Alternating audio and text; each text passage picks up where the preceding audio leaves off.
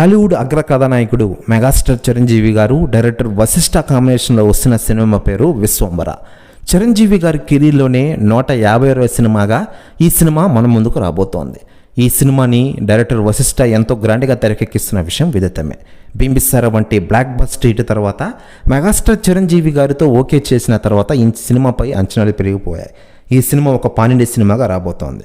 Social fantasy సినిమాగా ఈ cinema రాబోతున్న విషయం తెలిసిందే. ఈ సినిమాకి సంగీత దర్శకుడిగా మన ఎంఎం కీరవాణి సంగీతం అందిస్తున్న విషయం మనకందరికీ తెలిసిందే.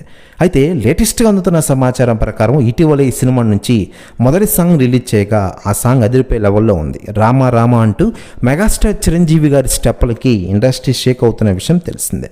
మరోవైపు సెలబ్రిటీలు స్పందిస్తూ ఉండగా తాజాగా అలనాటి హీరోయిన్ రమ్యకృష్ణ గారు సంచలన వ్యాఖ్యలు చేశారట చిరంజీవి గారి డ్యాన్స్ గురించి.